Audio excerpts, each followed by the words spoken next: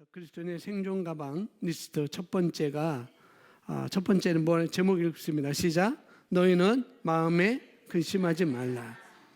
너희는 마음에 근심하지. 이게 가장 중요한 거죠. 그래서 성경 요한복음 14장 1절에 이렇게 예수님은 말씀합니다. 시작. 너희는 마음에 근심하지 말라. 하나님을 믿으니 또 나를 믿으라. 아멘. 마음에 근심하지 말아야 된다라고 말씀하고 있죠. 감사하게도 우리들에게는 성경책이 이미 구약과 신약이 다 완성된 상태에서 우리에게 주어졌죠. 그래서 우리가 그것을 보면서 모든 것이 다 마무리된 상태에서 우리에게 주어졌는데, 그런데 예수님께서, 우리가 성경 보면 예수님께서 십자가에 달려 죽으시고 또 부활하시고 또 그것을 끝난 게 아니라 승천하셔서, 또 예수님께서는 그렇게 승천하시고 가시면서 너희에게 보혜사 성령을 보내줄 것이고 너희 안에 계시게 할 것이다 라고 이렇게 말씀을 하고 계시잖아요. 그래서 우리는 이미 예수님께서 십자가에서 어떤 일을 이뤄 놓으셨고 또 보내시고자 하는 그 보혜사 성령님이 저와 여러분 안에 와 있다는 것도 우리는 이미 알고 있습니다. 또 아직까지 일어난 일은 아니지만 예수님께서 분명히 다시 오실 거라는 것, 재림하실 거라는 것, 아직까지 이것은 이루어지지 않았어요.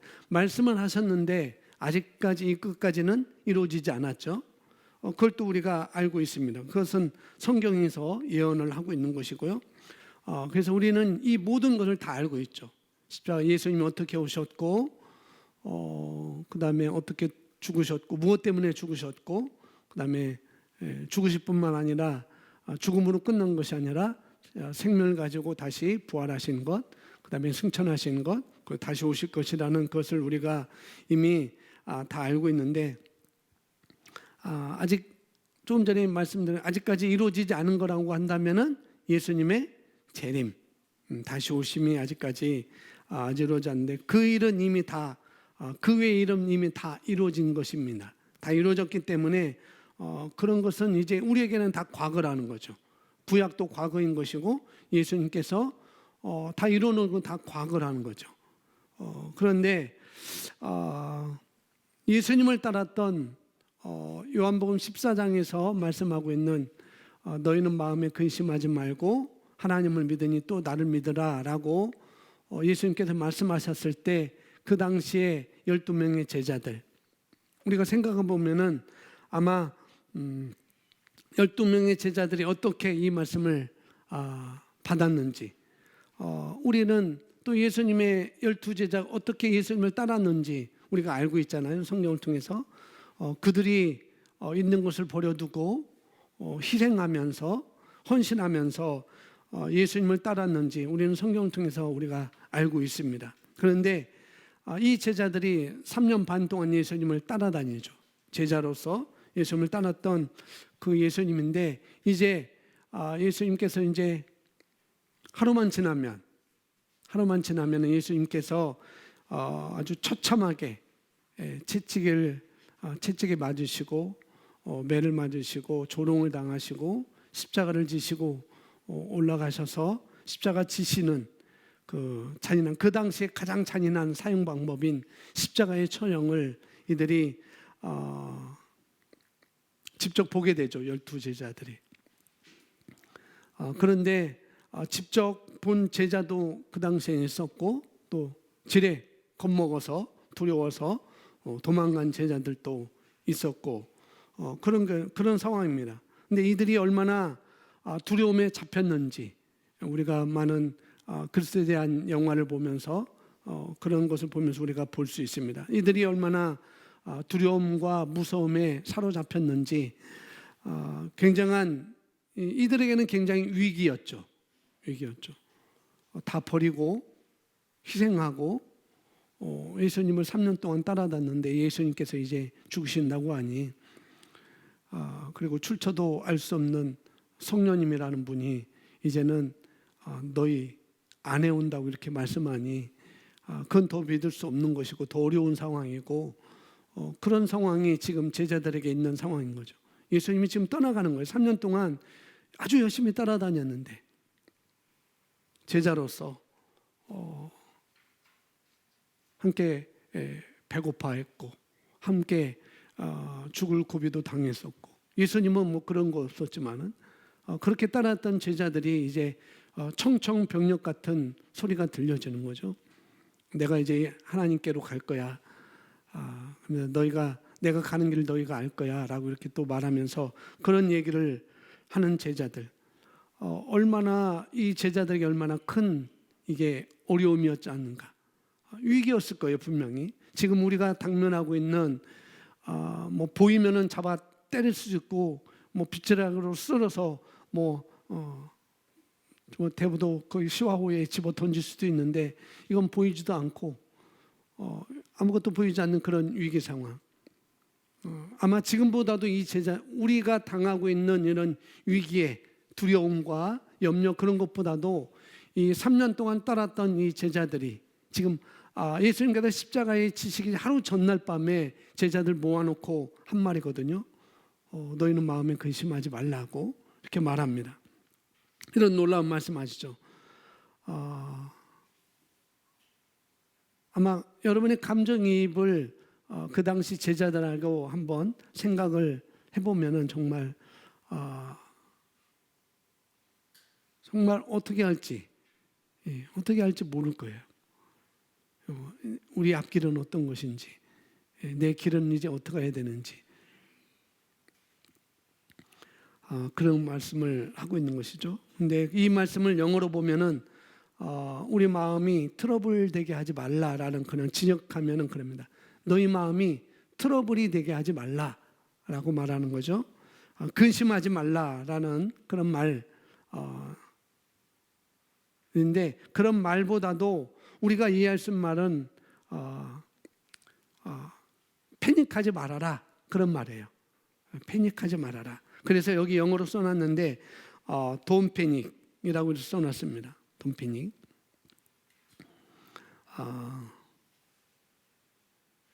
우리가 쓰는 말로 본다면은 뭐라고 그랬어요? 위기 상황에서 감정적으로 냉철하고 마음을 침착하게 가지라는 의미입니다. 너희는 마음에 근심하지 말라는 말이 바로 이런 거예요. 위기 상황에서 감정적으로 냉철하고, 우리가 감정이 있잖아요. 감정적으로 냉철하고 마음을 침착하게 가지라는 그런 의미가 있다는 거죠. 걱정 근심하지 말고 마음을 냉철하게 가져라, 이렇게 예수님은 말씀만 하고 있는 거죠. 이 말씀은 예수님께서 십자가 지시기 전에, 잡히시기 전에, 십자가 지시기 전에 바로 하셨던 말씀, 하루 전에 하셨던 말씀이죠. 예수님께서 이제 다음 날이면은 로마 분병에게, 또 그 당시 기득권인 대제사장들과 장로들에게 이제 붙잡혀서 이제 채찍질 당하시고 십자가를 지시는 그 장면을 목격할 때, 너희는 걱정하지 말고 염려하지 말고 침착해라 라고 이렇게 예수님께서 말씀을 하고 계신 거예요. 예수님께서 내가 죽을 텐데 분명들한테 붙잡혀 죽을 거고, 내가 이렇게 죽을 건데 그때 너희는 마음을 침착하게 하라, 근심하지 말아라, 냉철한 마음을 갖고 그런 마음을 가지라고 얘기할 때는, 이런 것은 신앙의 고수들만 하는 것이 아니라는 걸 우리가 아셔야 되겠습니다. 예수님께서는 충분히 제자들도 아직 다듬어지지 않았지만은 제자들 충분히 그렇게 할 수 있었기 때문에 그렇게 말씀을 하고 계신 거죠. 자, 두 번째, 생존 가방 리스트 두 번째는, 그래서 첫 번째는 우리가 어떤 위기를 당할지라도 마음에 근심하지 않는 거예요. 마음에 근심하지 않는 거. 두 번째는 우리가 마음에 근심하지 않을 수 있는 근거가 있습니다. 그것은 요한복음 14장 1절 하반절에 있는 하나님을 믿으니 또 나를 믿으라. 그렇게 할 수 있는 이유는 우리가 마음에 근심하지 않고 어떠한 상황 속에서도 침착할 수 있는 것은 우리가 하나님을 믿고 예수님의 약속의 말씀을 믿는 것입니다. 마음에 근심하지 말고 어떻게 마음에 근심하지 않는가? 하나님을 믿으니 또 나를 믿으라. 예수님께서 약속하신 그 말씀을 우리가 믿는 것이죠. 그 당시 예수님께서 십자가에 돌아가시고 또 부활하시고 또 승천하시죠. 이걸 제자들한테 이때만 말한 게 아니고 수시로 말씀하셨어요. 내가 죽을 거야. 그리고 나는 3일 만에 살아날 거야. 그러면서 또 성전을 가리켜서 이것이 무너지지만은 3일 만에 다시 세워지리라라고 이렇게 수차례 제자한테 말씀을 했는데도 불구하고 제자들이 그런 말씀을 많이 나누셨어요. 예수님께서. 그래서 이들이 예수님께서 하셨던 그 말씀, 내가 십자가에 비록 죽지만 비록 너희와 함께 하지 않고 영원토록 너희와 함께 하지 못하고 육신으로 너희와 함께 가지 못하고 비록 내가 죽지만은 그렇지만 나는 부활할 거야. 그리고 승천하고 그걸로 끝나는 게 아니고 나보다 너희를 더 도울 수 있는 성령을 너희 안에 이제 계시게 할 거야라고 말씀을 했어요. 그래서 이들이 예수님께서 하셨던 그 말씀, 내가 부활할 것이다. 그리고 성령이 너희에게 올 것이다. 그 약속의 말씀을 믿었다면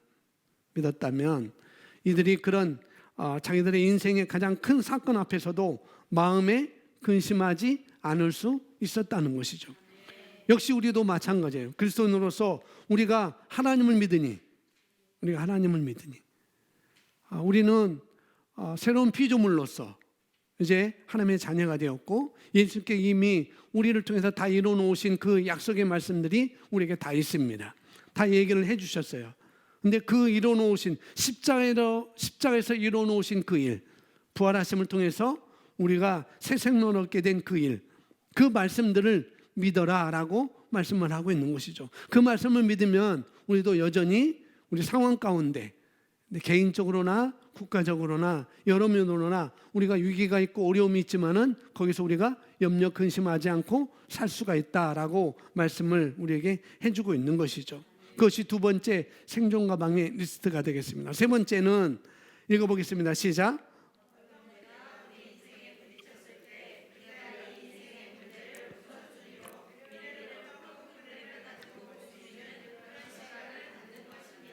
아멘.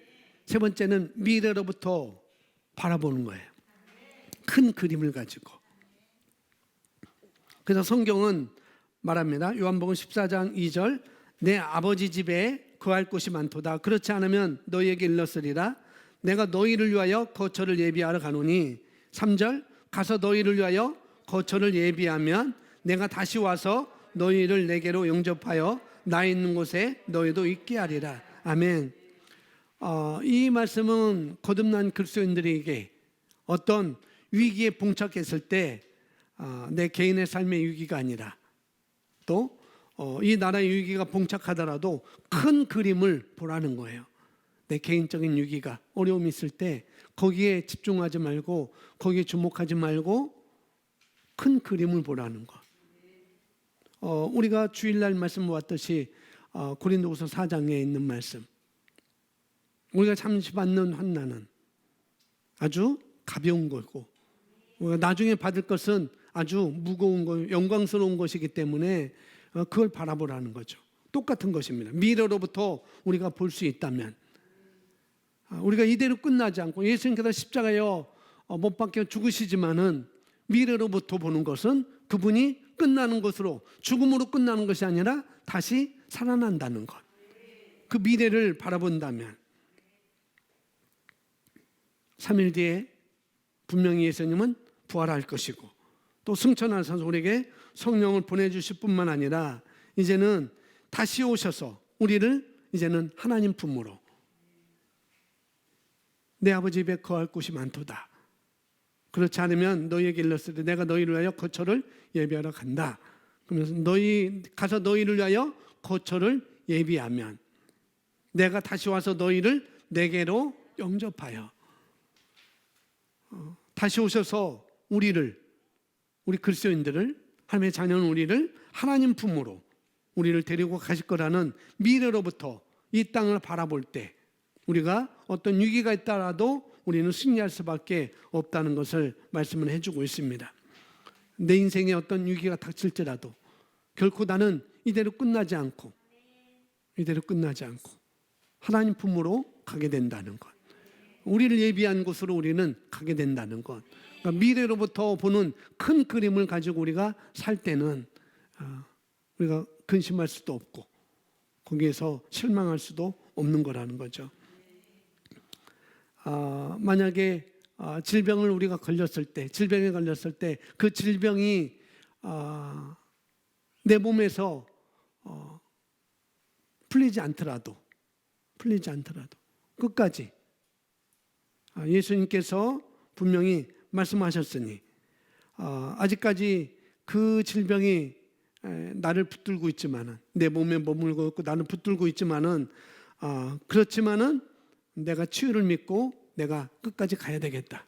치유의 말씀을 믿고 끝까지 가야 되겠다.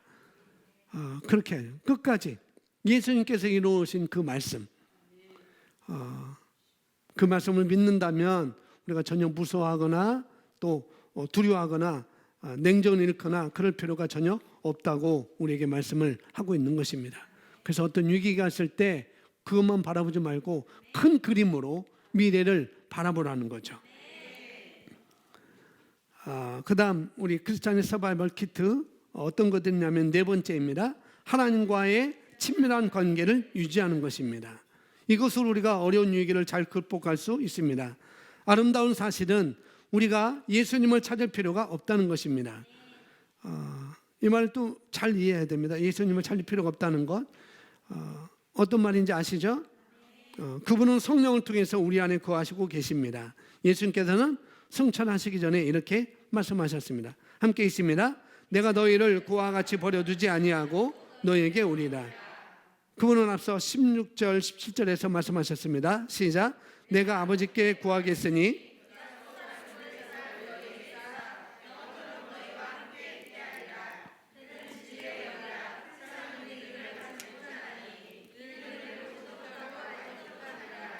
그러나 너희는 그를 안 하니 그는 너희와 함께 거하시며 또 너희 속에 계시겠습니다. 아멘. 그럼 오늘날에는 성령님 그리고 말씀과 교제함으로 예수님과 하나님과 친밀하게 교제하는 것입니다. 성령님과 말씀을 내가 교제함으로써 하나님과 친밀하게 하는 거라는 거, 교제하는 거라는 거죠. 우리 안에 와 계신 성령님, 우리가 주님을 부르고 그래서 우리한테 와 계시기 때문에 여기서 말하는 것처럼 우리가 주님을 부르고 찾을 필요가 없다는 거예요. 이제는 천부여 의지없어서 우리는 그럴 필요 없습니다. 우리 안에 와 계시기 때문에. 주님께서 성령으로 이미 저와 여러분 안에 와 계시기 때문에 그래서 그것이 진리의 영이고 또 우리를 인도하시고 우리 속에 계실 것이다. 이렇게 약속하셨습니다. 우리는 바로 이 성령님이 오셔서 이미 우리 안에 거하시고 계시는 것을 너무 잘 알고 있습니다. 이제 우리가 하나님의 말씀과 성령과 어떻게 해요? 교제를 통해서 하나님과 친밀히 교제하는 것이죠. 하나님과 친밀하게 관계를 갖는다는 것은 바로 우리가 말씀으로 반응하는 것이고 말씀으로 기능하는 것입니다. 그걸 5번에서 또 보충으로 우리에게 말씀을 해주세요. 하나님과 친밀한 관계를 유지하는 것, 그것은 말씀의 기반 위에 서 있는 것입니다. 말씀의 기반 위에 서 있는 것. 그래서 고린도전서 3장 11절 이 닦아둔 것 외에 능히 다른 터를 닦아둘 자가 없으니 이 터는 뭐라고요? 곧 예수 그리스도라. 아멘. 터는 예수 그리스도이신데 즉 말씀이 우리의 가장 기초적인 터라는 것입니다. 나를 세워주는 기준, 터가 되겠습니다. 하나님의 말씀은 아픈 사람을 건강하게 할 수 있고 죄인을 성도게 되게 할 수 있으며 실패를 성공으로 만들 능력이 있습니다. 말씀을 신뢰하십시오. 말씀이 우리 삶에서 일하게 하십시오. 우리가 말씀을 따라 사는 것은 우리 삶을 확실한 기초 위에 세우는 것입니다. 저와 여러분이 오늘 말씀을 우리가 듣기 위해서 카페에서, 네이버 카페에서 실시간을 통해서 듣고 계시겠지만, 또 우리가 이렇게 모여서 말씀을 배우는 것, 말씀을 듣는 것, 또 실시간으로 말씀을 듣는 것도 굉장히 좋은 것이죠. 말씀을, 예배를 내가 귀히 여기고, 말씀을 내가 귀히 여기고 예배를 드리는 것, 그것이 현장이든지 어떤 상황 때문에 교회 나오지 못하고 실시간으로 예배를 드리는 거든지, 사실 그건 다 좋은 거라는 거죠. 누군가가 전하는 이 말씀, 이 하나님의 말씀을 우리가 공부를 하는 것도 좋은 결과를 우리가 얻을 수가 있습니다. 그러나 여러분이 직접 하나님과 교제하기 위해서는 직접 성경을 열어서, 하나님의 말씀을 열어서 그것을 묵상하셔야 된다는 거예요. 이 시간으로 끝나는 것이 아니라 그 말씀을 다시 한번 열어서 내가 묵상하는 것, 그것이 돼야 되겠습니다. 우리 그리스도인들에게는 자기만을 생각하는 것이 얼마나 많은지 몰라요. 나만 생각하는 것.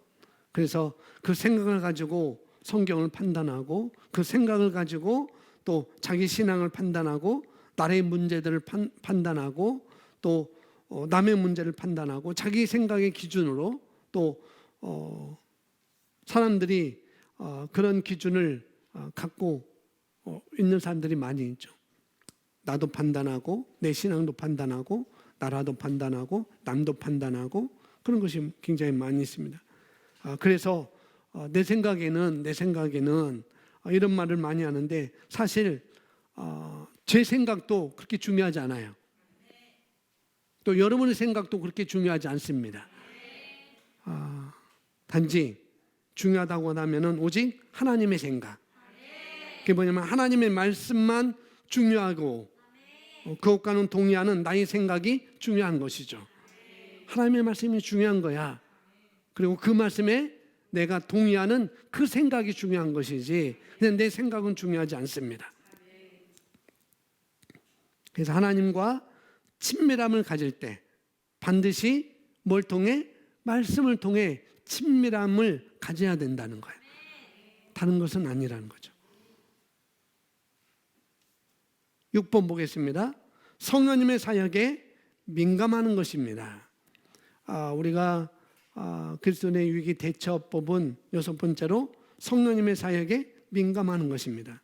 우리에게 구약의 성도들과 다른 점이 있다면, 우리는 거듭났고 성령님께서 우리 안에 내주하시기 때문에 성령님께서 우리에게 성령의 은사를 주시고, 또 인간의 노력이나 인간의 능력이 아닌 성령님의 능력으로 우리가 어려운 시기를 벗어날 수 있습니다.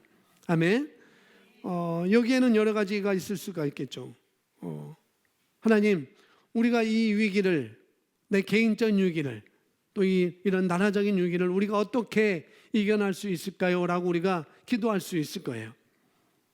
그런 기도 속에서, 또 그런 우리가 외침 속에서 분명히 성령님은 우리 안에 와 계시기 때문에, 그분은 진리의 영이시기 때문에, 그분은 말씀의 영이기 때문에, 살아있는 영이기 때문에 반드시 우리 안에서 하나님의 말씀으로 떠오르게 한다는 거예요.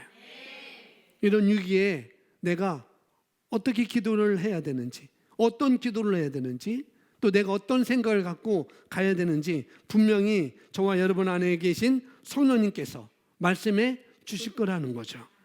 그것이 바로 성령님께서 일하시는 사역의 하나입니다. 그것이 바로 너희는 마음에 근심하지 말라, 그런 말씀으로 또 우리에게 주실 수 있을 거예요.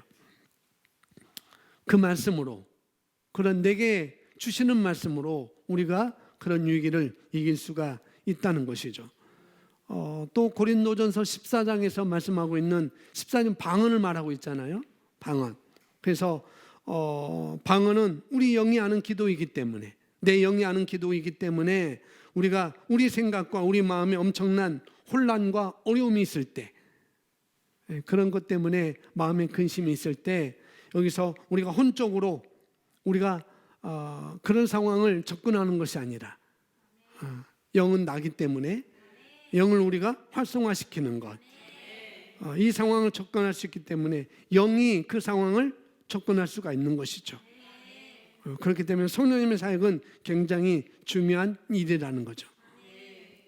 내 안에서 말씀을 떠오르게 한다든지, 또 우리가 방언으로 기도할 때, 우리가 영으로 기도할 때 그것을 이길 수 있는 그 상황을 어떻게 접근할 수 있는지 우리에게 말씀을 해주기 때문에 성령님의 사역은 굉장히 우리에게 중요한 것이고, 그렇기 때문에 여기에 우리가 민감을 해야 된다. 말씀을 받는 일에 민감해야 되는 것이죠. 자, 7번째 보겠습니다. 말씀을 듣기만 하는 자가 아니라 말씀을 행하는 자입니다. 그리스도인인 우리는 말씀에 순종하는 것이 아니라 말씀을 행하도록 부름받은 자입니다. 우리는 말씀을 실천합니다. 그것을 고울 원리라고 부릅니다. 성경이 있습니다. 누구든지 시작.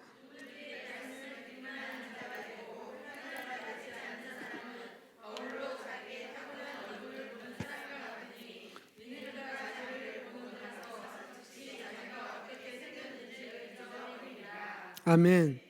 말씀을 행한다는 것은 말씀을 따라 행하는 것을 말하고 있습니다. 말씀을 따라 행하는 것.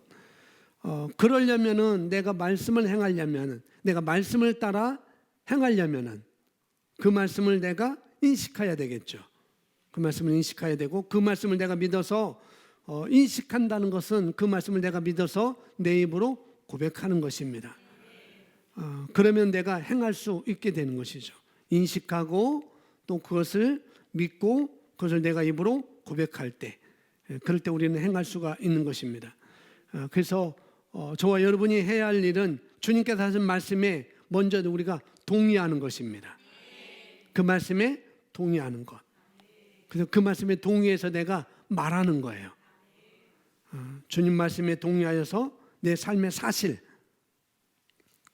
팩트는 그렇게 말하고 있지 않지만 내 입은 어떻게 해요? 내 입은 분명히 말씀에서 천국의 열쇠라고 말하고 있으니, 또 작은 산을 태우는, 큰 산을 태우는 작은 불씨와 같다고 말하고 있으니, 큰 배를 움직이는 작은 선장이 잡고 있는 키와 같다고 말씀하고 있으니, 그래서 우리는 불러와, 그것을 내가 원하는 것을 불러와야 되겠으니 그 말씀에 동의하여서 내가 말하는 것입니다. 한번 고백합니다. 말씀에 동의하여 내가 말합니다. 말씀에 동의하여 내가 말합니다. 아멘. 이런 것이 우리에게 필요한 것입니다. 이렇게 할 때 위기 상황에서 극복할 수 있는 7번째 방법이 되겠습니다. 자, 8번째 있습니다. 시작. 아멘. 자기 중심적인 생각에서 벗어나는 것인데요. 이 자기 중심적인 사고방식, 이걸 좀 더 쉽게 말하면 이기심입니다. 이기심. 남이 어쨌든, 우리 대한민국 교회 어쨌든, 이 나라가 어찌 됐든 무슨 상관이야, 나만 잘 살면 되지. 그런 것들, 일단 그것은 굉장히 어리석은 생각입니다. 이 나라가 망하면 어떻게 여러분이 개인적으로 잘 살 수 있겠어요? 교회가 망하면은 그리스도인으로서 어떻게 여러분이 잘 살 수 있겠느냐는 거죠. 내 가족이, 내가 다니는 회사가, 내 사업이 망하면, 내 주변 사람들이 힘들게 산다고 한다면 나 혼자 어떻게 잘 살 수 있겠느냐는 거죠. 이게 바로 자기 중심적인 사고방식인 것입니다. 다른 건 모르겠고 나만 잘 살면 돼요. 나만 잘 되면 돼요. 이런 생각들이라는 거죠. 이 생각을 가진 사람은 절대 행복해질 수 없어요. 절대로. 아무리 좋은 직장을 가든지, 아무리 좋은 학교를 가든지, 아무리 좋은 뭐를 갖고 있든지, 사업을 하든지, 심지어 좋은 교회, 좋은 교회가 어떤 기준인지 모르겠지만은 일반적으로 생각하는 좋은 교회를 가도 자기 마음속에 쏙쏙 다 들 수 없기 때문에 분명히 그런 사람들은 어떻게 해요? 어떠한 불만거리를 찾아서라도 분명히 불평하고 불만을 갖게 될 것입니다. 그런 사람들은. 왜요? 그 이유는 바로 자기 중심적인 사고를 버리지 않기 때문에. 모든 것을 자기 중심적으로 생각하는 그 이기심 때문에 그런 것이죠. 그래서 이 자기 중심적인 사고방식, 좀 더 쉽게 얘기하면 이기심이라고 그랬습니다. 이것을 가지고 있을 때는 절대 행복하거나 평안하거나 기쁨의 삶을 살 수가 없기 때문에 이러한 국가적인 어려움, 또 특별히 나라 전체가 어려울 때 그럴수록 나를 생각하지 말고 나보다 더 큰 존재, 교회, 또 이 나라, 이 세계 이런 것들을 생각할 때 우리는 오히려 이 어려운 사건들을 뛰어넘을 수 있다고 말씀을 하고 있는 거예요. 나만 생각하지 말고 교회를 생각하고 나라를 생각하고 세계를 생각하는 것. 그런 것들 우리가 생각하는 것이죠. 자, 9번째 보겠습니다. 9번째 있습니다. 시작. 네, 조심해야 될 것이 바로 나의 말의 능력이라는 것. 야고보서 3장 1절부터 6절 말씀, 아까 말씀에 혀의 굴레를 세우라고 말씀하고 있어요. 말의 능력을 알고 말을 다스려야 한답니다. 사실 저도 그래요. 저도 이 말의 능력을 참 잘못 사용해 왔던 것 같아요. 그리고 훈련해 가고 있습니다. 혀의 굴레를 씌우려고 가고 있습니다. 우리가 이 감정이 너무 컨트롤이 안 되면은 이렇게 되죠. 그것을 감정이 컨트롤이 안 되면은 그것이 말로 나타나게 되어 있습니다. 그런 것들이 먼저는 우리가 감정을 잘 조절해야 되겠습니다. 이 말의 능력이 굉장히 파워풀하다는 것, 이걸 우리가 조심해야 된다는 것. 이 말은 정말로 파워풀하다. 그래서 우리가 말하는 것 조심해야 되겠다. 그 말을 하고 있는 것이죠. 자, 10번 있습니다. 시작. 예, 성경이 있으면 요한복음 14장 28절 시작.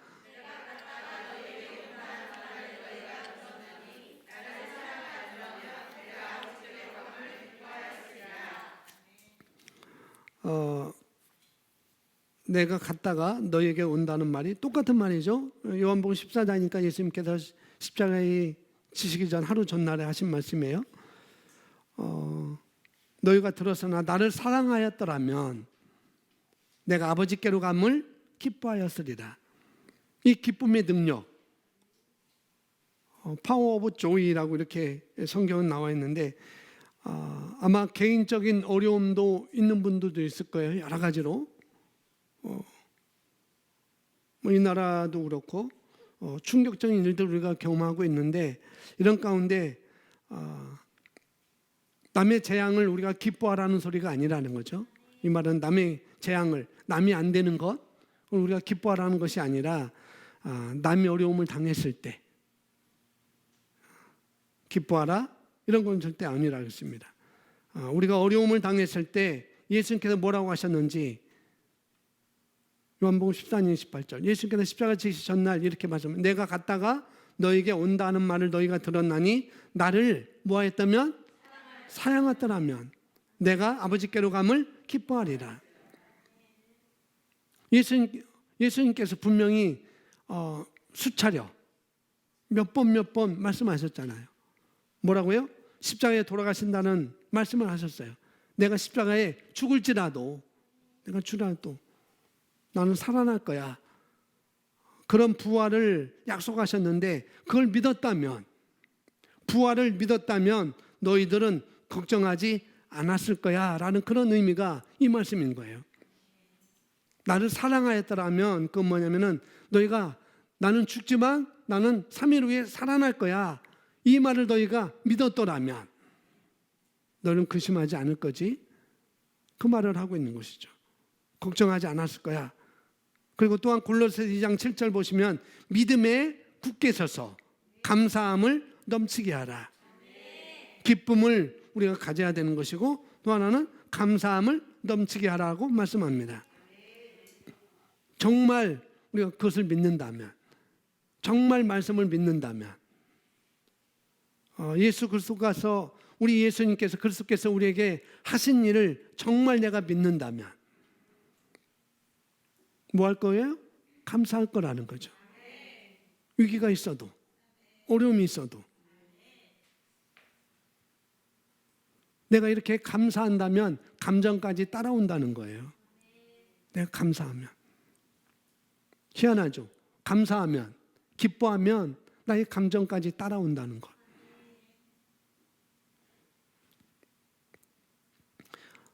물론 예수님께서 십자가에 달리시는 그 모습을 보는데 제자들한테 큰 어떤 어려운 일이겠지만은, 왜냐하면 십자가가 있어야 부활이 있기 때문에 그 부활을 생각한다면 십자가를 감사할 수 있을 것이고, 너희가 당하는 이 고난이, 이 어려움이 그냥 이것으로 끝나는 것이 아니라 너희에게는 이걸 통해서 큰 영광이 너에게 있을 거야. 영원한 영광이 너에게 있을 거야. 그걸 우리가 본다면, 그걸 믿는다면 우리가 감사할 수 있을 거라는 거예요. 그것만 바라보지 말고 감사함에서 오는 기쁨이 분명히 있을 거라고 말씀하고 있습니다. 자, 빌립보서 4장 4절 말씀, 짧은 겁니다. 함께 있습니다. 너희가 기뻐하고 또 기뻐하라. 아멘. 너희가 기뻐하고 또 기뻐하라. 기뻐하고 또 기뻐하라. 골로새서도 그렇고 빌립보서도 그렇고 이 말씀은 사도 바울이 이걸 옥중서신이라고 합니다. 감옥에서 쓴 말씀들이에요. 감옥에서 골로새 교회에게, 빌립보 교회에게 갇혀서 편지를 쓴 것입니다. 여러분 생각해 보세요. 다른 것도 아니고 하나님의 말씀을 전하다가, 하나님의 말씀 이게 진리라고 전하다가 사도 바울처럼 감옥에 갇힐 수가 있다는 거죠. 진리의 말씀을 전달했는데 그것 때문에 감옥에 갔다. 자, 그러면 여러분 어떻게 하시겠습니까? 대부분 내가 괜한 말 했나? 하나님, 내가 하나님의 말씀을 전하는데 왜 하나님은 나를 이렇게 이런 상황에 놔두시지? 라고 대부분 아마 그렇게 이 복음을 정확하게 인식하지 못하는 분들은, 그리스도인들은 대부분 다 그렇게 할 거예요. 불평하고 불만을 갖고 왜 나는 이 감옥에 가게 했냐고 그럴 것입니다. 근데 바울 사도는 거기서도 뭐라고 해요? 기뻐하고 또 기뻐하라고 그랬어요. 이렇게 말씀합니다.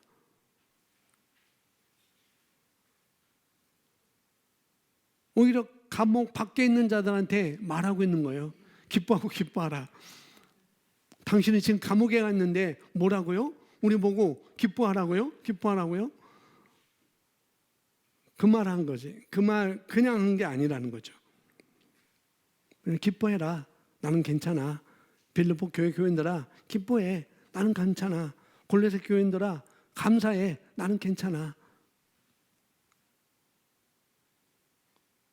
사도 바울이 감옥에 있으면서도 감사하라고 얘기하고 있고 기뻐하고 또 기뻐하라고 하는 이유가 두 가지 있어요.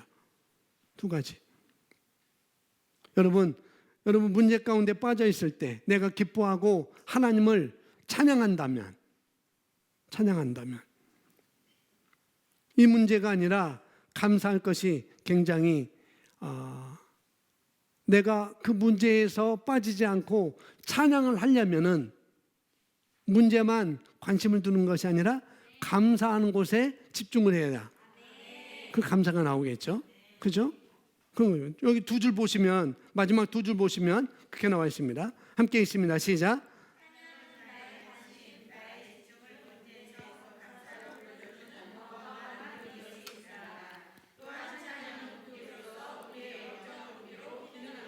아멘. 찬양은 나의 관심, 나의 집중을 문제에서 감사로 돌려주는 능력이 있다. 찬양은 무기인데 나의 영적 무기로 기능한다. 하나님께 드리는 찬양을 가장 싫어하는 것은 바로 마귀 사단입니다. 그렇죠? 하나님께 우리가 찬양하는 거, 하나님은 위대하시고 하나님은 사랑이시고 그런 우리가 찬양하는 것을 마귀 사단은 굉장히 싫어해요. 또 찬양은 우리가 드리는 찬양은 단지 노래 그 이상입니다. 아멘. 우리가 하나님의 위대하심을 선포하고 찬양한 그런 찬양을 우리가 할 때 정말 우리 마음이 회복되는 역사가 있고 치유되는 역사가 있고 그렇습니다. 큰 역사가 일어난 것을 아마 여러분들도 많이 느꼈을 것입니다. 이렇게 찬양은 굉장히 놀라운 힘이 있다고요. 감사는 이런 놀라운 능력이 있다는 것이고 내가 기뻐하는 것도 똑같은 것입니다. 여러분 역대하 10장 여호사밧 왕 있잖아요. 정말 그런 위기가 있을 때 뭐 주일날 말씀도 그런 위기가 있을 때 어떻게 해요? 금식하고 기도하고 그 다음에 여호사밧 왕이 뭐예요? 찬양대를 세워요. 찬양대를. 찬양팀을 세워요. 그들로 찬양하게 합니다. 그때 그 찬양 속에서 거하시는 하나님께서 복병을 두어서 3개나 연합군을 다 쓸어버린 역사가 있죠. 우리 성경은 잘 알고 있습니다. 바로 그거라는 거죠. 우리가 찬양할 때 문제에서 우리의 집중을 감사와 찬양으로 돌리는 유익도 있다는 것. 두 번째는 이것은 영적인 무기이기 때문에 사단 마귀를 대적하는 그런 기도가 아닐지라도 우리가 무찌를 수 있다는 거예요. 찬양을 통해서 사단 마귀도 무찌를 수 있다는 것. 그런 놀라운 능력이 우리에게 있다는 거죠. 우리가 할 수 있다는 거죠. 또 찬양은 하나님과의 관계에서 굉장히 큰 역할을 차지합니다. 여러분 바울과 실라 아시잖아요. 사도행전에 나오는 바울과 실라가 역시 감옥에 갇혔잖아요. 복음을 전하다가. 근데 그들이 복음을 전하다가 예수님을 전하다가 그들이 감옥에 갇힙니다. 그럼에도 불구하고 그들은 밤에 한밤중에 찬양을 하죠. 찬양하고 싶어서가 아니라 찬양할 기분이라서 하나님을 찬양하는 것이 아니라는 것을 저는 그렇게 생각해요. 찬양할 기분이 아니라서 기분이 돼서 하나님을 찬양한 것이다. 그렇게 좀 보지는 않습니다. 그냥 바울과 실라는 하나님을 찬양하기로 선택한 거예요. 그런 상황이지만 찬양하기로 선택한 것. 이들이 찬양 효과를 알기 때문에 사도 바울과 실라가 이 찬양의 효과를 알기 때문에 그들이 이를 악물고 찬양한 건 아닙니다. 아픈 가운데 이를 악물고 찬양한 건 아니에요.